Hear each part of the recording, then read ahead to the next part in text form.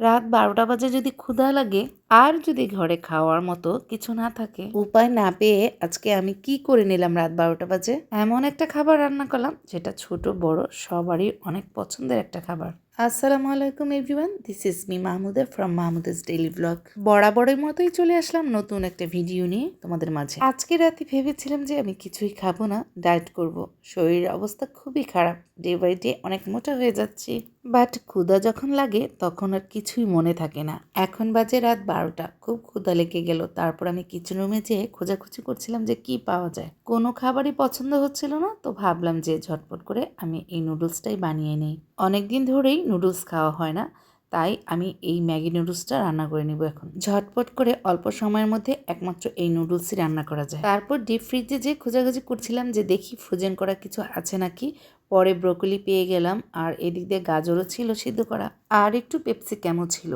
আমি এইসব সবজিগুলো মোটামুটি মাঝে মাঝে একটু হাফ বয়েল করে ডিপ ফ্রিজে রেখে দিই, বিপদের সময় কাজে লাগে। মুরগির মাংসের ব্রেস্ট পিসও কিন্তু আমি রেখে দিই, বাট আজকে ছিল না। যাক, তারপরেও সবজিগুলো পেয়েছিলাম, না হলে তো একদম সাদা নুডলস রান্না করে খেতে ভালো লাগতো না। চিকেন ছাড়াই ডিম দিয়ে আমি নুডলসটা রান্না করে খাবো, একটু ঝাল ঝাল খাবো। সেজন্য আমি শুকনা মরিচ একটু পিস পিস করে কেটে ফ্রাই প্যানে তেলের মধ্যে ভেজে নিলাম। মরিচটা একটু ভাজা হয়ে গেলে তারপর এতে আমি পেঁয়াজ দিয়ে দিব। পেঁয়াজটা ভাজা হয়ে গেলে তারপরে আবার আমি এর মধ্যে নুডলসগুলো দিয়ে দিব। আমাদের ঘরে আর কিছু থাকুক না না থাকুক, নুডলসটা কিন্তু মোটামুটি সবার ঘরে থাকেই, আর বিপদের সময় কিন্তু এটা মোটামুটি অনেক বড় একটা কাজে লাগে। পেঁয়াজ ভাজা হয়ে যাওয়ার সাথে সাথে এখানে আমি ডিম দিয়ে দিব। তবে ডিম দিয়েছিলাম 2টা ডিম, কারণ একদমই চিকেন যেহেতু ছিল না, একটু ডিম বেশি না দিলে কিন্তু মজা লাগবে না। সামান্য একটু লবণ দিয়ে তারপর আমি এই ডিমগুলোকে ভালো করে ঝুরি ঝুরি করে নিব। এই ম্যাগি নুডলস কিন্তু রান্না করতে একদমই সময় লাগে না, বেশিরভাগ 5 থেকে 10 মিনিট। ডিমগুলো একটু বেশি ভাজা ভাজা করে নিবা,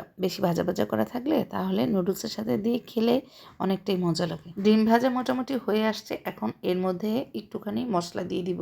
প্যাকেটের মধ্যে যে মশলাগুলো থাকে সেই মশলা, আর এই মশলাগুলো নুডলসে দিব দেখে তোমরা কিন্তু নুডলসের মধ্যে আগে লবণ একটু কম দিবা, কারণ এটার মধ্যে কিন্তু লবণ মোটামুটি দেওয়া থাকে। এখন সেই একসাথে সব মিক্সড করে সিদ্ধ করা জিনিসগুলো দিয়ে দিলাম, নুডলস, ব্রকলি, ক্যাপসিকাম, গাজর, এগুলো দিয়ে ভালোভাবে নাড়াচাড়া করে নিবা। তবে নুডলসটা কিন্তু একটু কম সিদ্ধ করবা। আগে থেকে যদি বেশি সিদ্ধ করে ফেলো তাহলে কিন্তু নুডলসটা রান্না করার সময় কেমন একদম নরম নরম হয়ে যাবে, আর ওই নরম নরম বেশি হয়ে গেলে আরও খেতে ভালো লাগে। এভাবে করে ভালোভাবে কিছুক্ষণ ভেজে নিবা নুডলস।